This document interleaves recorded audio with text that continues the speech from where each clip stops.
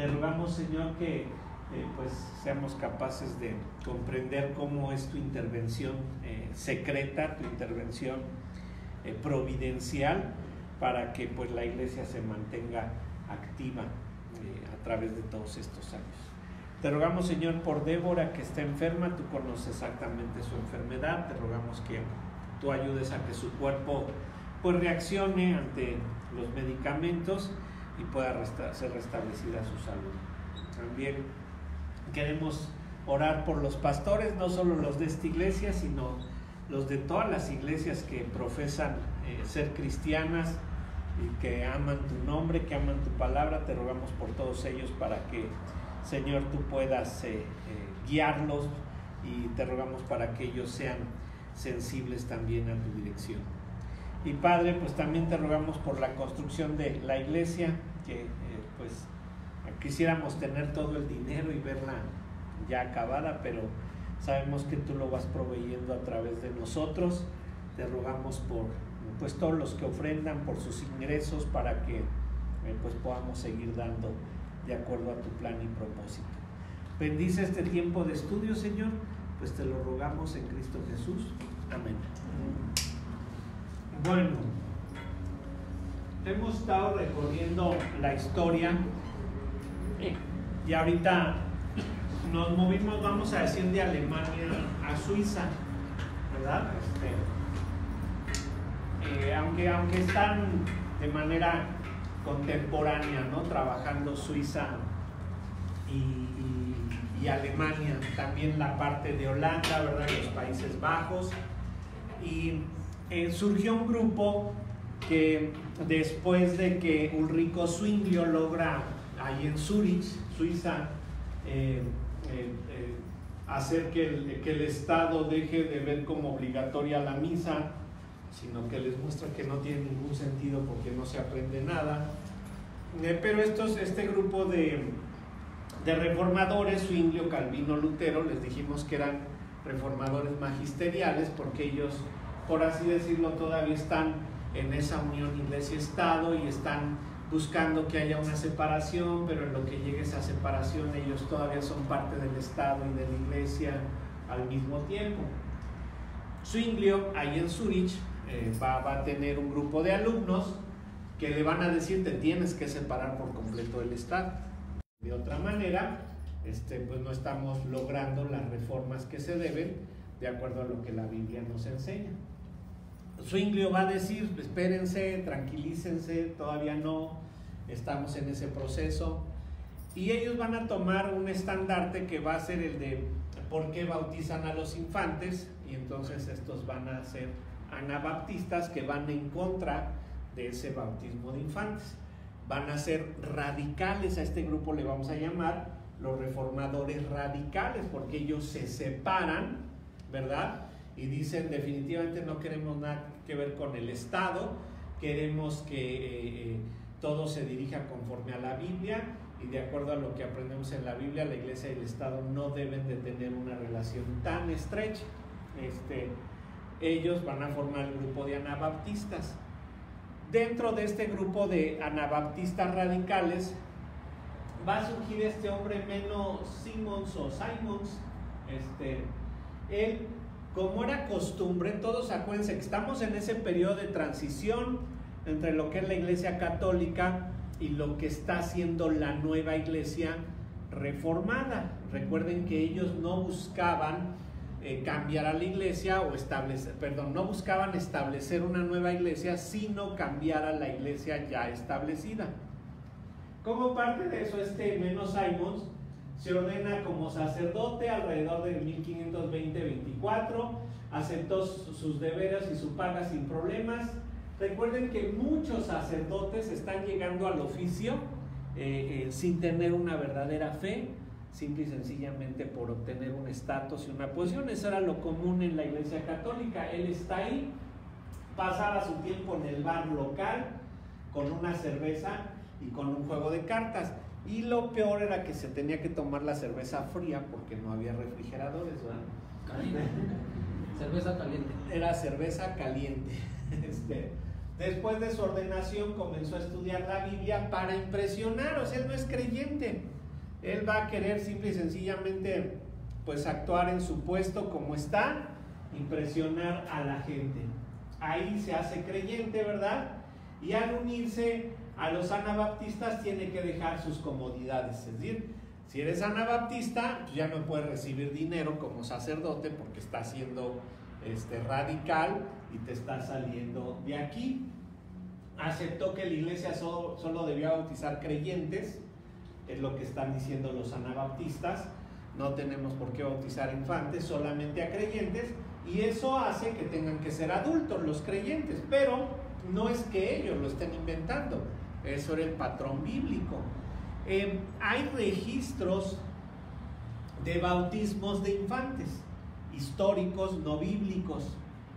Por ejemplo, en las catacumbas se encuentran muchas lápidas que dicen que nació, por decirles, el 1 de agosto y murió el 5 de diciembre y fue bautizado en el nombre del Señor. A lo mejor un bebito que duró 3, 4 meses, 2, 3 años, y los bautizaban por cuestiones de fe, pero no por cuestiones de un mandato bíblico. Entonces esos registros vienen de una distorsión en donde la Iglesia Católica trataba de bautizar a los niños desde pequeñitos con la idea de generar adeptos. Estos anabaptistas dicen eso es incorrecto, tenemos que esperar a que ellos profesen la fe para que entonces los podamos bautizar. Es decir, si no son creyentes, no serán bautizados, y esto es más congruente con lo que enseña la Biblia, porque la Biblia nos muestra que el Señor solo tiene hijos, no tiene nietos, ¿verdad? O sea, aunque tú seas padre de cristianos, hijo de padres cristianos, no quiere decir que eres cristiano. Hasta que tú profeses la fe y tú estés convencido de lo que eres, entonces te bautizas. Y eso era lo que promovían los anabaptistas, lo cual era acertado, lo cual era bueno. Él aceptó que el gobierno y el Estado debían, el gobierno y el Estado está mal, la iglesia y el Estado debían estar separados, ¿sí? La iglesia y el Estado debían de separarse por completo. Y esto lo hace ser uno de los más estimados de los anabaptistas. De él va a surgir la iglesia menonita, ahí en Suiza, inicialmente. Tiene la costumbre él de lavar los pies de sus discípulos. Rechazaban el hacer juramentos. En 1542 su nombre fue conocido como uno de los más radicales y de los criminales más buscados. ¿Por qué criminal? ¿Y por qué criminal? Bueno, pues por el hecho de que estaba siendo radical y yendo en contra de lo que había establecido la Iglesia Católica, estaban estableciendo los reformadores, y él se estaba saliendo incluso, vamos a decir, de los reformadores. ¿De cuáles? Los magisteriales, para formar un tipo de reformadores radicales. Su influencia fue tan grande en los anabaptistas que usaron su nombre para identificarse. Y aquí va a surgir algo. Una vez más, los seguidores dicen que fue lo que él enseñó. Los seguidores dicen, no, pues somos menonitas porque seguimos a Menos Aimos. Y como él se opuso ahí, entonces empiezan a hacer las cosas de acuerdo a su nombre. Aquí en México van a llegar los menonitas en 1922, invitados por Álvaro Obregón, ¿sí? Álvaro Obregón les va a decir, vengan, tienen visa libre, y les dan tierras en el norte, Chihuahua, Sonora. Hasta la fecha ahí es donde más viven, pero actualmente los menonitas están pidiendo asilo en Rusia porque dicen que la delincuencia está tremenda ahí, no los dejan trabajar, no los dejan vivir y se están yendo a Rusia. Bueno, regresamos acá. Los menonitas fueron creados después de su muerte. Lo que les digo, sus seguidores son los que buscan, y esos son los que van a generar estos guetos, ¿verdad? Su énfasis era vivir una vida completamente piadosa. Entonces, aquí vamos a tener un nuevo tipo de reformadores, ¿sí? Tenemos a los magisteriales, Acuérdense, esos, les he dicho así nada más como ilustración, tenían un pie en la iglesia y un pie en el Estado. Los radicales que dijeron, no queremos nada con el Estado, tenemos que ser completamente independientes. Pero esto les vamos a llamar reformadores pietistas o reformadores piadosos, porque según ellos van a lograr vivir una vida completamente piadosa si se alejan del mundo, si forman esos guetos cerrados, y de ahí ellos logran, ¿verdad?, vivir, según ellos dicen, de la manera que Cristo vivía y los apóstoles. Son pacifistas, sus creencias fueron codificadas en 1632, vean cuándo muere él y hasta cuándo quedan sus enseñanzas establecidas. ¿Sí? Tienen 18 puntos. Ellos dijeron, ya no nos vamos a meter con los 5 puntos calvinistas, ni con los 5 puntos anticalvinistas o remostrantes, ¿verdad?, o arminianos, ¿verdad?, cualquiera de ese nombre lo tiene, y ellos generan sus 18 puntos.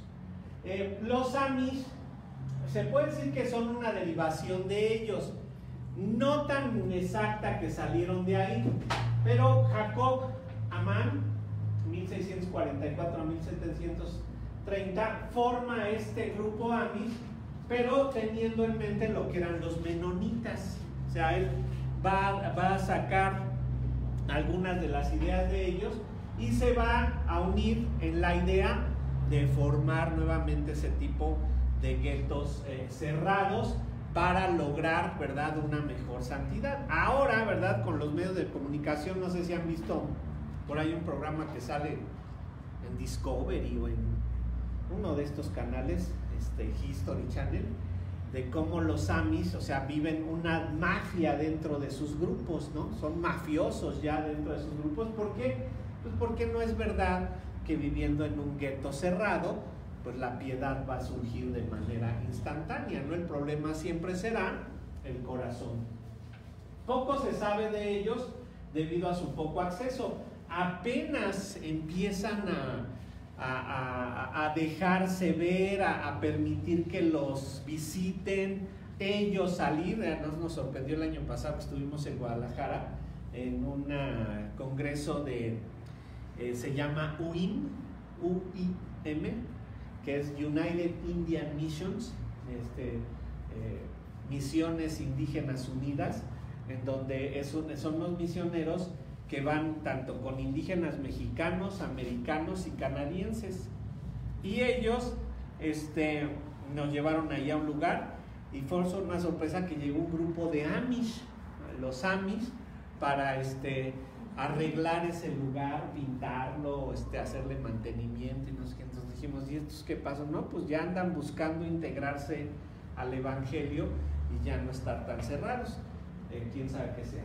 Son muy disciplinados, ¿sí?, muy apegados a lo que enseñan, aunque no tenemos muy claro qué es lo que enseñan. Sabemos que los hacen leer la Biblia en alemán antiguo, que no le entienden, porque ellos hablan más inglés y un alemán más moderno. Al alemán antiguo no lo entienden. Buscan que todos se conformen a las enseñanzas de Jesucristo y los apóstoles. Estos se van a originar hasta 1693. Salen también de los hermanos suizos eminentemente anabaptistas. Entonces, vemos que todo esto, pues ya nos concentramos un rato en Alemania, ya nos concentramos en Suiza con Calvino, con Arminio, nos movimos un poquito a Holanda, porque en Holanda es donde Arminio va a diseminar más su enseñanza. Pero ahora nos vamos a ir a Inglaterra, ¿sí? Antes de la reforma, los monarcas acostumbraban dar ayuda económica al Papa. O sea, los monarcas sostenían, ¿se acuerdan que han vivido un conflicto que le han llamado el conflicto de investidura? Y decían, ¿quién es el que tiene más autoridad? ¿El rey sobre el papa o el papa sobre el rey? Y se han peleado por eso, han llegado a guerras. Incluso el papado ha incursionado en guerras y ha invertido su dinero en guerras para decirle a los reyes, yo soy el que tiene más autoridad que tú. Pero no va a ser así. O sea, finalmente los reyes se van a separar de ellos, ¿sí? La relación iglesia-estado era algo común. En 1520 el nombre de Enrique VIII sale a escena cuando escuchó acerca de los ataques de Lutero. Cuando él oye acerca de lo que está haciendo Lutero en Alemania, él se le va a Lutero encima, le llama animal del Averno, y se decían unas cosas terribles, ya les he dicho, y dice, no, ese no tiene nada que ver. El Papa León X, que va a ser el que se va a enfrentar con Lutero, más bien el que se enfrentó con Lutero, llamó a Enrique VIII el defensor de la Iglesia Católica, porque Enrique VIII le dijo, pues yo te ayudo en contra de Lutero. Poco tiempo después va a ser el principal enemigo de la Iglesia, Enrique VIII, ¿sí? Entonces nos movemos acá a los Países Bajos, es Holanda, ¿verdad? Esto, y obvio su cercanía con Inglaterra, pues es fácil, ¿verdad? Acá abajo está Suiza, Alemania está acá, ¿no? Entonces viene el movimiento hacia Inglaterra, el rompimiento de la Iglesia de Inglaterra con la Iglesia Católica va a generar otra reforma. Entonces, acá en Europa Central tenemos reformadores magisteriales, reformadores radicales, reformadores pietistas. Pero esa reforma que en Alemania, Suiza, por un lado es eminentemente exegética, ¿sí?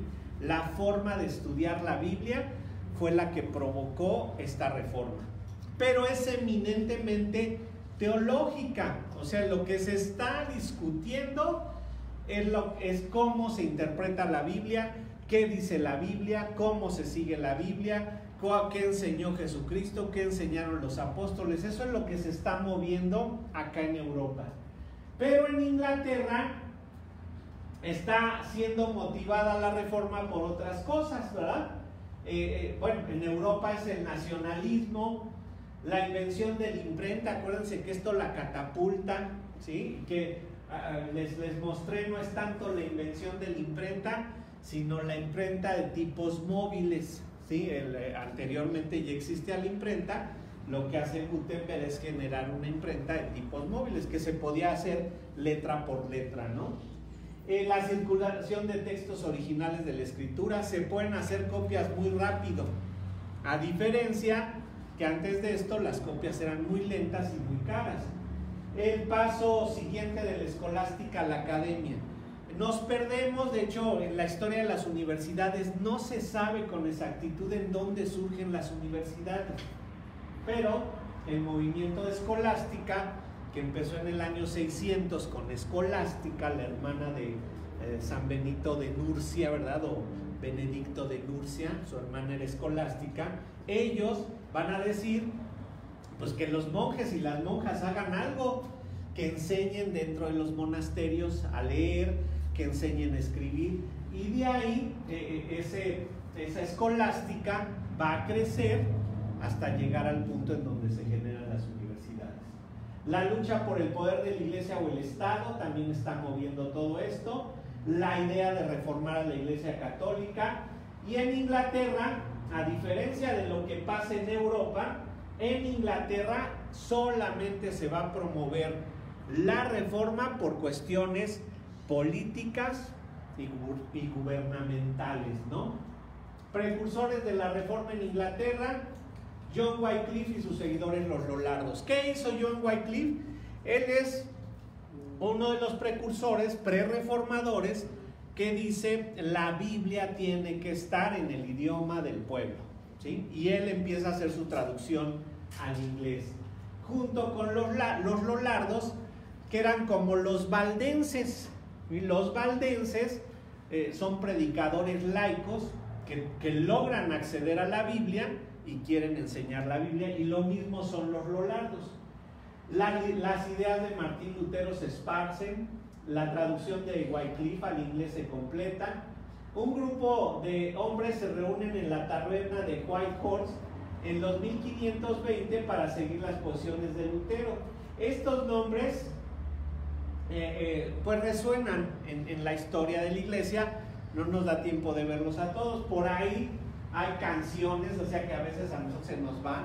Hay por ahí una, no sé si es polka, que se llama la polka de la taberna del White Horse, que fue escrita en honor a estos hombres, porque ahí se reúnen Hugh Latimer, Robert Barnes, John Fried, Thomas Linney, todos murieron siendo considerados herejes porque se iban a la taberna a tomarse su cerveza caliente porque no había refrigerador. Ni hielitos. ¿Y qué? Ni hielitos. Ni hielitos. Y ahí se ponían a discutir cuestiones teológicas, pero esto era una ofensa para el Estado, ¿sí? Que ahí hubiera una discusión teológica y en una taberna, pues peor era el caso, pero ellos están diciendo está mal el Estado, está mal porque es política la situación. ¿Esta es la Biblia Príncipe? No, King James no. Todavía nos falta para llegar a la King James. Thomas Cranmer es influenciado por las ideas de Zwingli y Lutero. ¿Quién es Thomas Cranmer? Consejero del rey Enrique VIII. ¿Sí? Le dice al rey que debe mantener buenas relaciones con los reyes alemanes que son protestantes, esto en caso de que Carlos V decida atacarlos. Carlos V, español, ¿sí?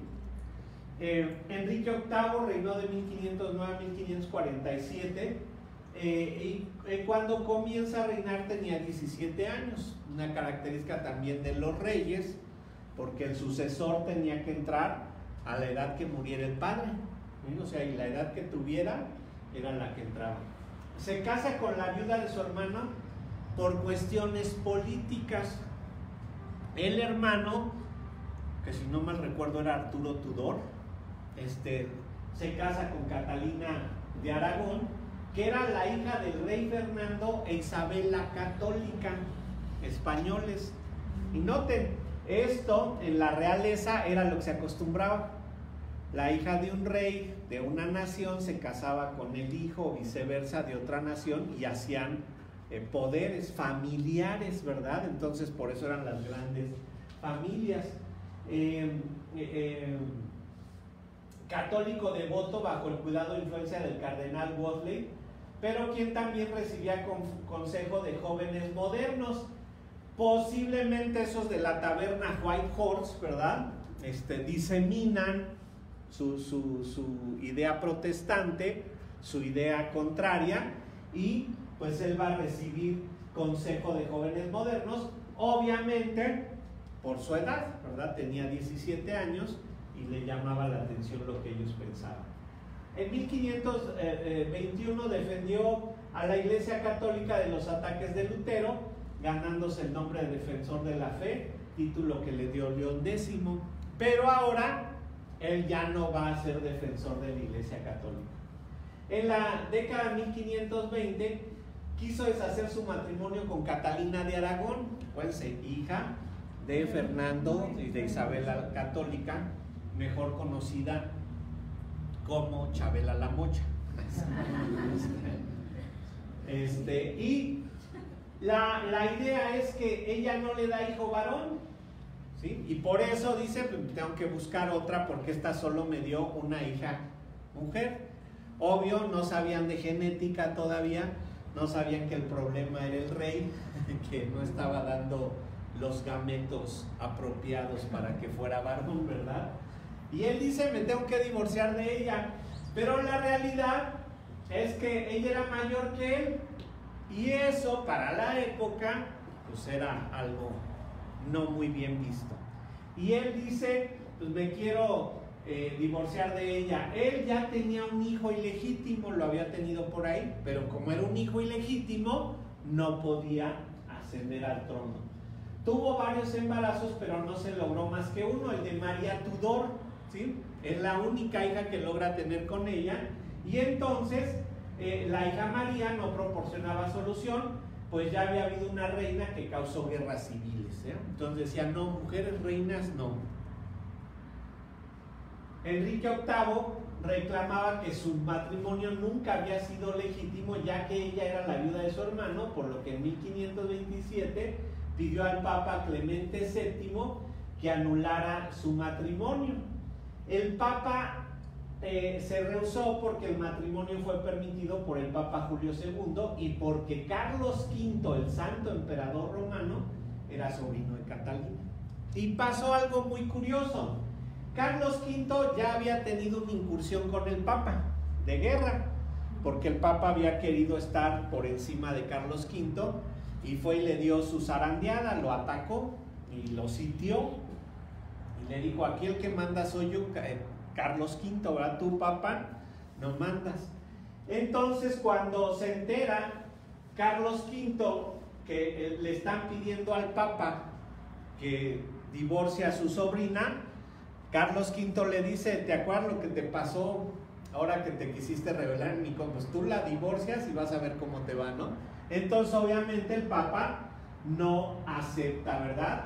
Él ya lo había tenido cautivo por un corto tiempo, pero Enrique VIII estaba determinado. Por medio de maniobras políticas convenció al Parlamento que se unieran en contra del Papa.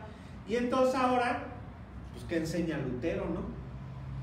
Primero lo atacó, ahora le conviene seguir a Lutero. Durante los próximos años, él y Thomas Cromwell crearán leyes para limitar el poder del clero católico y se lo transferirán a Enrique VIII. Esta es una imagen en donde se supone que es Catalina de Aragón rogándole a Enrique VIII que no la divorcie. Estas leyes culminaron con el acto de supremacía, el cual hizo Enrique VIII la cabeza de la Iglesia de Inglaterra. Él se constituye, vamos a decirlo de esta manera, entre comillas subrayado, en el Papa de Inglaterra. Y el otro es el Papa de Roma, ¿sí? Aunque él es un rey, pero él dice: yo aquí soy la cabeza suprema de la Iglesia de Inglaterra, y va a generar la Iglesia Anglicana. ¿Qué quiere decir Iglesia Anglicana? La iglesia oficial del Estado, ¿sí? Es la iglesia oficial del Estado. En tanto, él se divorcia, va a hacer algo muy feo, va a mandar a Catalina de Aragón a un calabozo, la va a tratar como si fuera una delincuente y la va a encarcelar, y ya se divorcia de ella. Y entonces él se casa con Ana Bolena. Ana Bolena había sido una de las damas de honor de Catalina de Aragón, y la conoce ahí, le gusta y se casa con ella. Y luego la anulación del matrimonio con Catalina de Aragón fue autorizada por el obispo de Canterbury, Thomas Cranmer, y Ana le da una hija poco tiempo después. Ana Bolena, y por ahí está la película, si la quieren ver, le da una hija, Elizabeth, y entonces están en problemas y le dice: ¿sabes qué? El rey te va a querer divorciar, y como no le das un hijo varón, se va a separar de ti. Pero el rey hace algo, ya no la toca, incluso se separan dentro del castillo, y a esta se le ocurre la idea de meterse con alguien más, y según la película, ¿verdad? Según la película, ese dato no lo he corroborado, le dice al hermano: pues embarázame tú, ¿no? Y queda embarazada, ¿eh?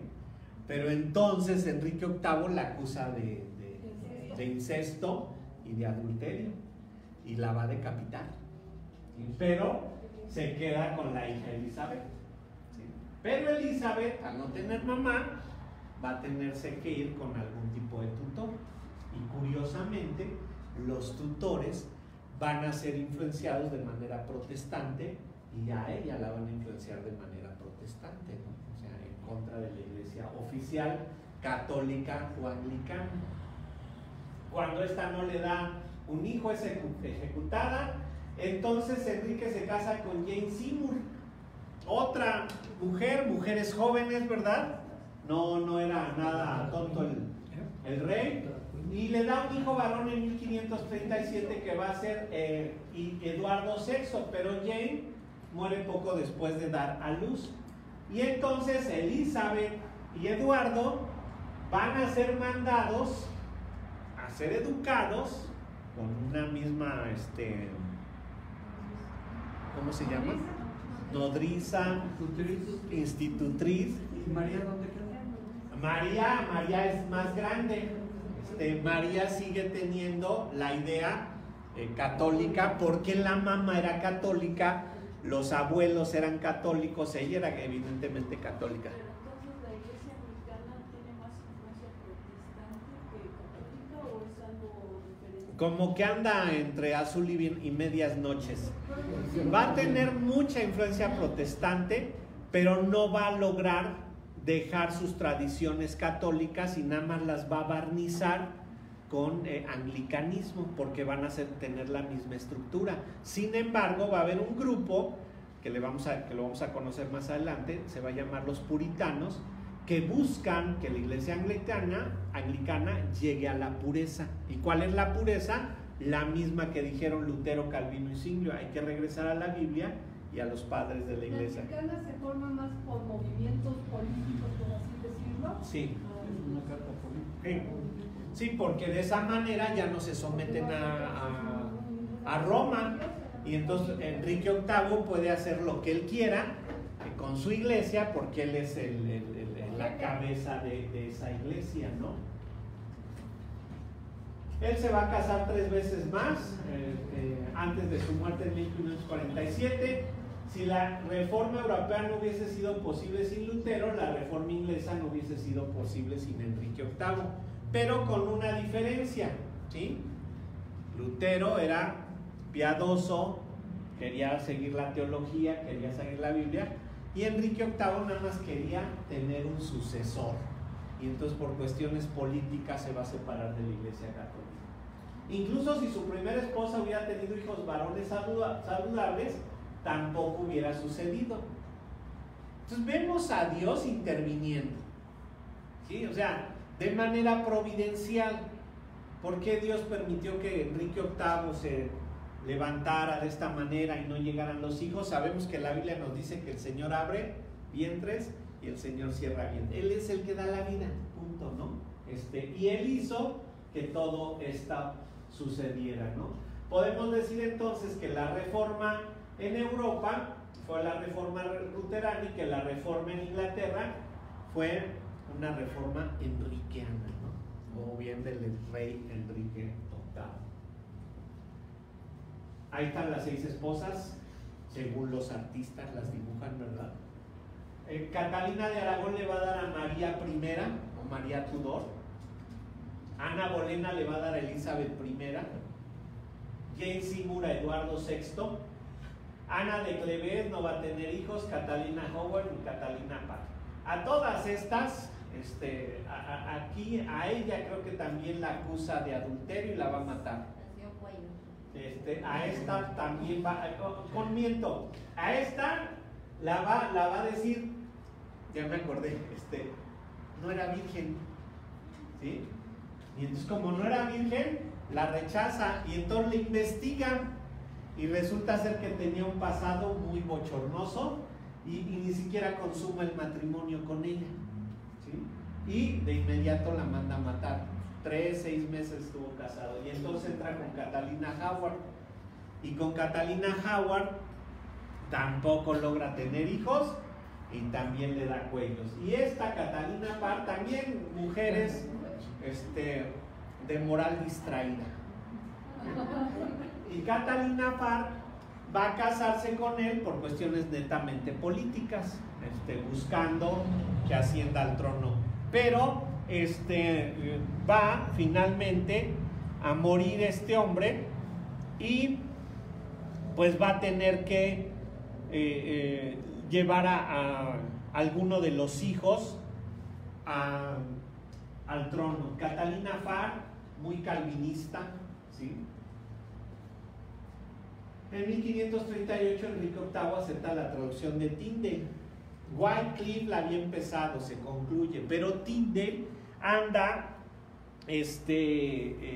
contrabandeando Biblias porque era ilegal. Entonces las imprimían en Europa y las llevaban a Inglaterra, y de esa manera las podían contrabandear, pero a veces las tenían que contrabandear los libros separados. Mandaban un evangelio, otro evangelio, y así las iban metiendo, y la gente la tenía que juntar. Al año siguiente, el rey, ¿verdad? Todavía Enrique VIII, cuando tiene la traducción de Tyndale, han oído que este es una editorial de libros cristianos actualmente. Al año siguiente el rey coloca copia de esta Biblia en todas las iglesias de Inglaterra. Él quiere mostrarle a la Iglesia Católica Romana que no se somete a ella y que él está buscando hacer las cosas como se deben hacer. Pero él sí era un verdadero creyente. No. Él está haciendo movimientos políticos. Manda esta Biblia y ¿qué va a causar? Pues un revuelo cuando la logran leer en su idioma. De por sí poca gente leía. O sea, estamos 1500, 1600, poca gente leía. No era como ahora el grueso, pero los reformadores van a meter la idea de que todo el mundo debe de leer para que pueda leer la Biblia. Y él la manda, va a causar un revuelo en todas las iglesias con todos los sacerdotes porque empiezan a notar, pues tal vez lo que ustedes y yo empezamos a notar cuando nuestra conversión, pues que lo que la iglesia nos enseñaba no tenía nada que ver con lo que la Biblia decía. Entonces todo esto se va a estar moviendo. Las cosas cambian, la ruptura con Roma crea un ambiente hostil en Inglaterra. Thomas Cromwell intenta ocultarlo al rey, pero no lo logra, ¿sí? Él era su consejero y se nota lo que está ahí y le dice el rey, le dice al rey, pues a mí las cifras no me engañan, yo tengo otras cifras y yo sé que esto no es de la manera que me están diciendo. Aquí no vayan a pensar que eso es nuevo y que lo inventaron ahora. El rey le dice, no es así. Cromwell promueve su siguiente matrimonio con Ana von Cleves, lo que resulta muy bien. A pesar de ser precursor de llevar la Biblia en el idioma de la gente, es acusado de traición por no avisar de los problemas y lo ejecutan con la anuencia de sus enemigos políticos. Ahora nada más renuncian, ¿sí?, al Seguro Social, Hacienda, y no, ahí los mataban por no hacer. Al percibir los problemas, hace que algunas leyes que había autorizado sean derogadas, y aquí se va a empezar a dar un fenómeno muy curioso. Aceptamos ya la Biblia, son libres protestantes, ¿verdad? Y entonces, esto me está causando revuelo, pues siempre no. Los protestantes, a ver qué hacen, y van a intentar regresar tantas Biblias como les sea posible y quitárselas nuevamente al pueblo. En 1539, el Parlamento, que les pongo ahí, son los diputados y senadores del Reino de Inglaterra, reafirma prácticas católicas, es decir, regresan. Lo que él ya había permitido que se enseñara, ahora regresa. Creen nuevamente en la transubstanciación, en el celibato de los sacerdotes y en la necesidad de confesión de un sacerdote. Pero no retoman relaciones con... No retoman relaciones con la Iglesia Católica Romana, nada más regresan a sus prácticas. Pero si se fijan, al menos aquí, en estas dos, el celibato de los sacerdotes y la necesidad de confesión ante un sacerdote, ¿de qué nos hablaban? De ese control excesivo que querían tener sobre la iglesia. ¿Se acuerdan por qué el celibato? Para que no hubiera herencia de la posición que le habían otorgado al sacerdote, al obispo, al arzobispo, al cardenal, al obispo primado, para que no pudieran heredar el puesto, porque era lo que hacían, ¿sí? El arzobispo, todos estos eran posiciones político-religiosas. Entonces para eso surge el celibato, y entonces él dice, no, el celibato tiene que estar ahí presente nuevamente, y la confesión ante un sacerdote. ¿Por qué? Porque esto mantenía el control. Recuerden, no son los volúmenes de gente que somos ahora, y eso les permitía a ellos tener control sobre los poblados. Entonces están regresando a eso. El Wikileaks de su época. ¿Perdón? El Wikileaks de su Wikileaks. En 1540 Cromwell es ejecutado, entonces Enrique VIII restringe la disponibilidad de la Biblia. En 1543 la ley para la promoción de la verdadera religión, restringiendo la Biblia para ser solo leída por aquellos que son de nacimiento nobles, ¿sí? Esto está pasando en Inglaterra. Entonces ya habían dado la apertura, siempre no. Nos vamos a cerrar, ¿verdad? Enrique VIII muere en 1547 y lo sucede su hijo de 9 años, Eduardo VI. Pero el hijo era muy enfermizo, va a morir muy rápido. Al mismo tiempo llega aquí el primer virrey de la Nueva España y todos los que llegan le roban a la corona española, ¿sí? O sea, desde Hernán Cortés venía a saquear y a robar para ver qué se llevaban y mandaba un barco a la corona española y 5 se iban para a donde él quería llevar sus riquezas. Hernán Cortés va a querer separar a la Nueva España de España, pero no se lo van a permitir, va a tener que surgir la idea de don Miguel Hidalgo para que se dé. El primer virrey es don Antonio de Mendoza y algo más dice ahí. Al mismo tiempo está habiendo muchos protestantes en España. España, motivada por lo que la Isabel la Católica quiere promover como defensa de la iglesia, les dije cuando hablamos de Casiodoro de Reina, y llegaba a los monasterios y a ver, búsquenles, donde tengan algo de protestantes, calvinistas, luteranes, algo, al que sea el dueño de eso, a la hoguera. Porque en 1473 se establece la Inquisición, y la Inquisición se establece para quemar a todos los que iban en contra de la Iglesia Católica, porque desde 1200 tenemos a prerreformadores queriendo cambiar. Y Rodrigo de Valera, otro hombre franciscano, casi se aprende de memoria la Biblia en latín. Acusa a frailes y clérigos de corrupción. Decía, el Espíritu de Dios no está limitado a una casta especial y menos al clero actual. Enseñó que el sacerdote tenía que ser convertido antes de que pudiera ejercer su oficio, porque se dan cuenta, metían a sacerdotes y si es creyente o no, no nos interesa, que entre ahí a ver, algo enseñará. Tenía la convicción de haber sido enviado por Dios, pero lo toman por loco, libró la Inquisición, pero lo encarcelan de por vida.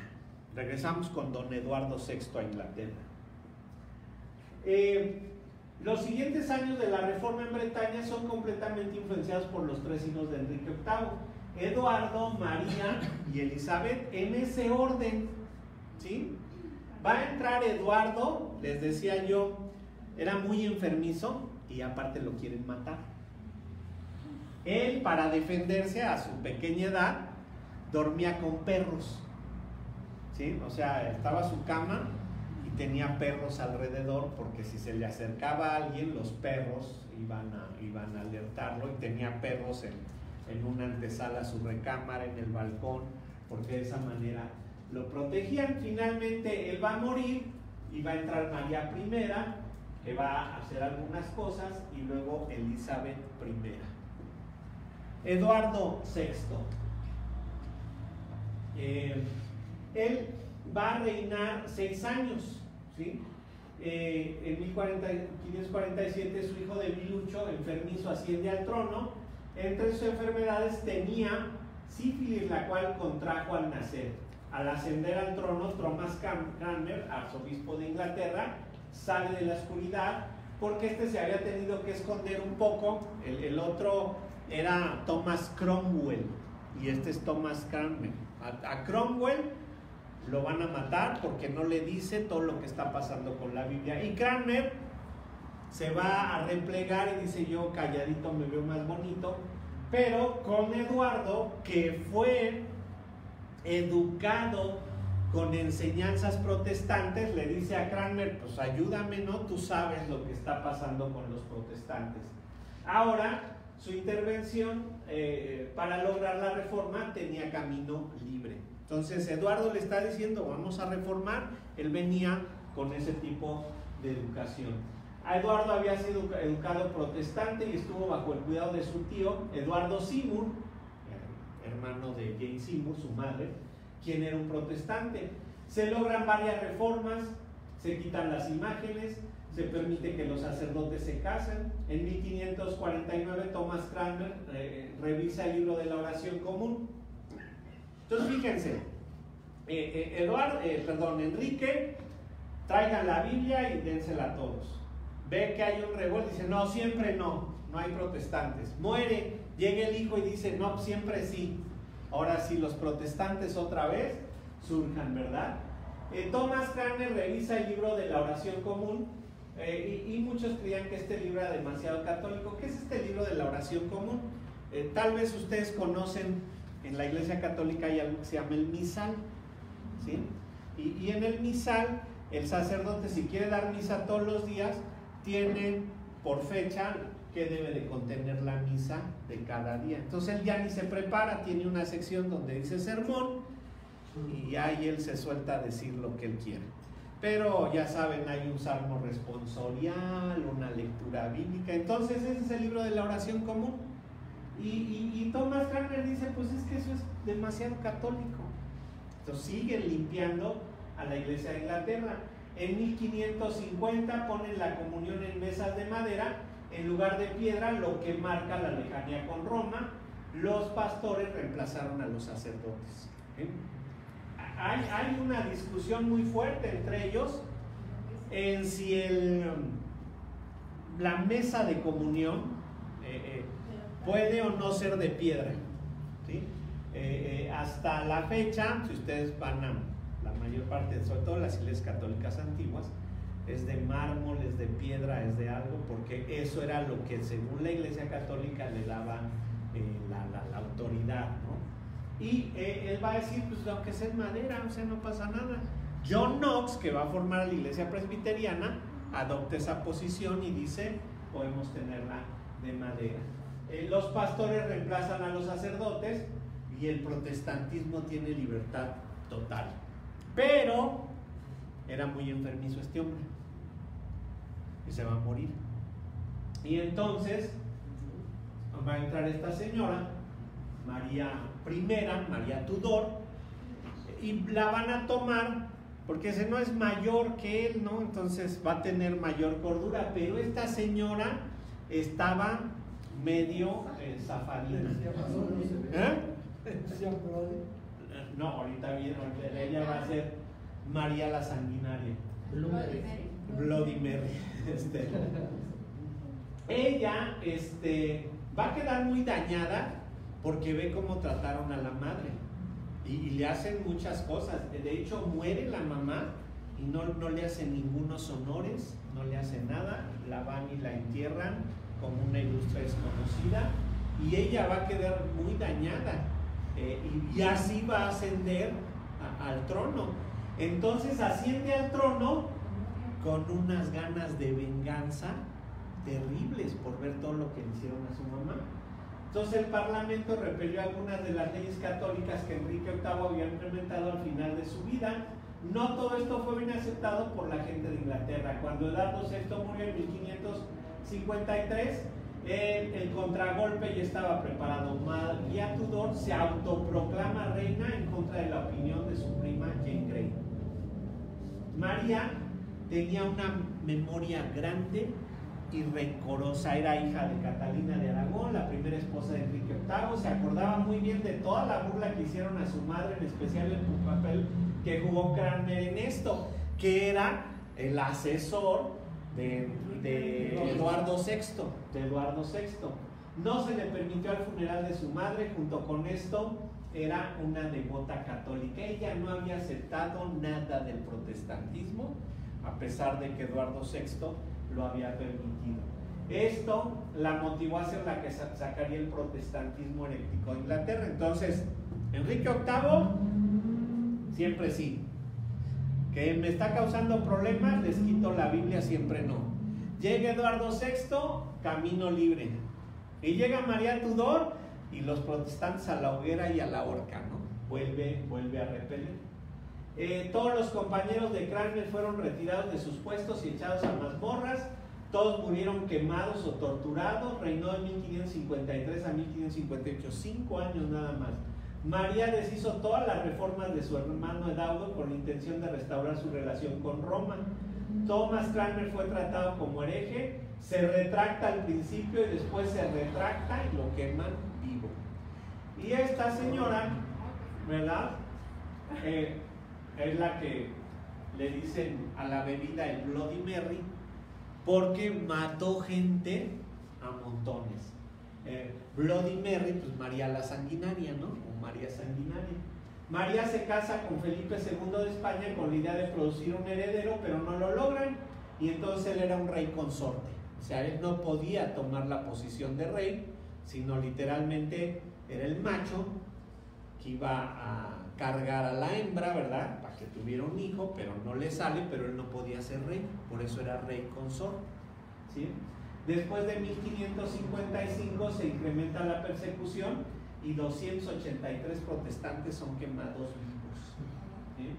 Uno de los protestantes que huye era John Knox, quien puso el sobrenombre de Bloody Mary o María la Sanguinaria. John Knox se va a ir a Escocia, que eso es todavía dentro de la isla, la de al lado es Irlanda, ¿no? Pero él va a estar entre Escocia e Irlanda y va a formar la iglesia presbiteriana, ¿sí? John Knox.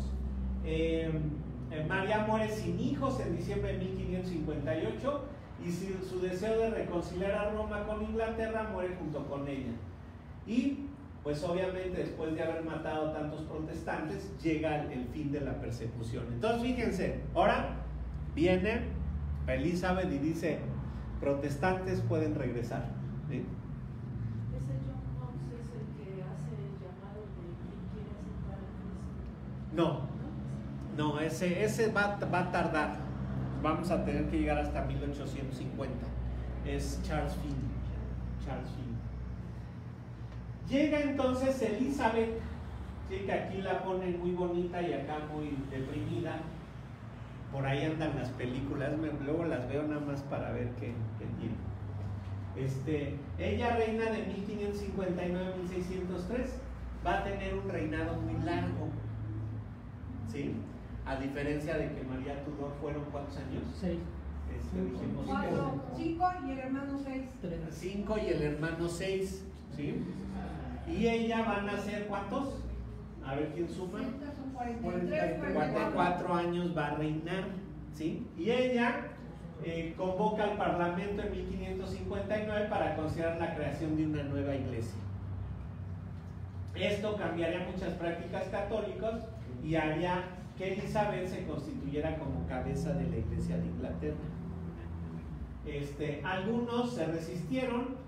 Esto causaría dos cosas, un acto de supremacía y un acto de uniformidad. El de supremacía, ella es la cabeza de la iglesia, y el de uniformidad, en Inglaterra todos son anglicanos, punto, ¿sí? El de supremacía la nombraría suprema gobernadora, el de uniformidad haría que todos asistieran a la iglesia anglicana. Los protestantes tienen el camino libre una vez más. Entonces los protestantes de Inglaterra se murieron un tiempo y les dieron chance otro tiempo y luego se volvieron a morir y así están, para allá y para acá. En ese entonces es cuando se van a Holanda, andan moviéndose. ¿A dónde podían ir los protestantes ingleses? A Suiza. A Suiza de regreso, a Alemania, a Francia también hay mucha tolerancia, a España no podrían ir porque ahí los perseguían, pero entonces están moviendo en Europa y de ahí va a surgir, ya cuando Elizabeth les dice, pues siempre decía a los protestantes, va a surgir este grupo de los puritanos. Los puritanos estaban de acuerdo con la iglesia anglicana, pero creían que se debía hacer más. Algo que no les gustaba era el libro de la oración común, porque pues el pastor no tenía que hacer nada más que sencillamente leerlo y seguirlo. No les agradaba la forma del gobierno episcopal. Esto llegaría a ocasionar la guerra civil en Inglaterra en el siglo XVII. El movimiento puritano se convertiría en un importante parte de la historia del cristianismo en Estados Unidos. Tenemos a muchos puritanos, por mencionar ahí algunos: Thomas Manton, Thomas Brooke, John Flavel, Richard Baxter, John Bunyan, John Owen. Algunos yo estoy seguro que los han oído, si han leído literatura cristiana. Y estos van a ser los que, después de una serie de circunstancias que todavía vamos a vivir en Inglaterra, van a huir a América, ¿no? A las tierras recién descubiertas.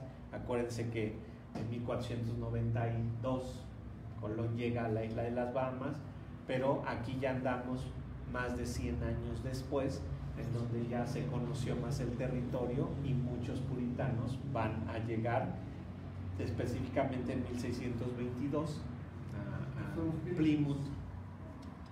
Algunos que viene la historia han oído de la celebración de la Acción de Gracias, y ahí va a surgir, ¿sí? Nos vamos a quedar con los puritanos y continuamos. Nada más nos faltan como 200 diapositivas para acabar el estudio. Vamos en la 417. Entonces, vamos a orar. Señor, te agradecemos por todo esto que podemos ver a través de la historia de tu iglesia, y sobre todo de darnos cuenta que tú has intervenido de manera providencial para que todo esto se dé. Y como lo vemos en la historia de Israel, vemos también tu mano aquí interviniendo para todos estos asuntos. Gracias, Señor, por habernos hecho llegar en este momento de la historia al conocimiento de tu palabra, y te rogamos, Señor, que podamos ser capaces de transmitirla a la siguiente generación de manera íntegra.